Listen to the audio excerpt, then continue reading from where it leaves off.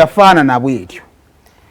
ng'eyakola vidiyo ali bwe ate era obuvidiyo obwasooka ofuluma buyina picture ffe gye bwali butuwa kati ate eddwayo bwe liro lizinga footage yaayo naye yali badde agamba nga kyabadde ng'ekitono kyali kinene otegedde bulungi so it was intentional baakigenderera naye wabanga vidiyo yafaanana bwetyo ng'eyakola vidiyo ali bweru kano katono nnyo akatalina kikasula mumukyusaako kati we kaba katono nnyo bungi obutono obukyasobola okukolebwa kaakati gwandaba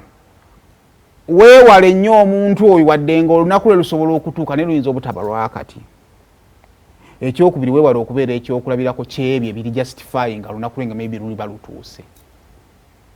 era example gye ngaba nti woba oli ku kkubo n'owulira omukazi z'obugombe nga zijja toziviira wezimala oyitawo bw'otambula totuuka gy'olaga otuuka bulungi nnyo kaakati nze nga mmaze okutegeera nti nno alien byakwa ne gavumenti ebyagala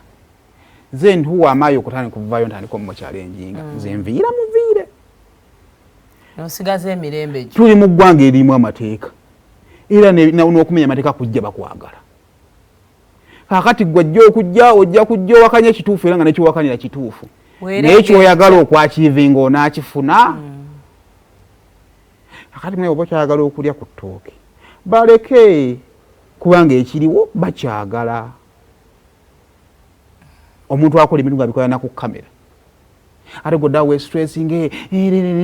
mumukwate nga bamukwatirawa ate lwakuba mu Uganda mwe mwerabira ebintu bingi ebinene ebibaddeyo mulimu kko n'abafu nga babikozi batambula kakati okuba obukubi graffiti ng'omulambo gwagwa ode gyo tolajja kugamba nti obwo butiitiizi gwe sigala ng'oli muvumu twalina nga mutedda mu ssomero cowards live longer kuba tewali nsobi n'emu kyakoleddwa kigendereddwa kaakati gwakiyingira okukiteekamu nnyo opposition kiyingire nga omanyi kyonakyakiivinga nekyendowooza temujja ku vidiyo nze gye nalaba ey'oku ddwaliro ng'ate kwaliko n'omufu eyaziikibwa ebyo ne byaggwa echapta ne tugiggala kati tuli kumpya that is it twetooloolemu budde bugenzi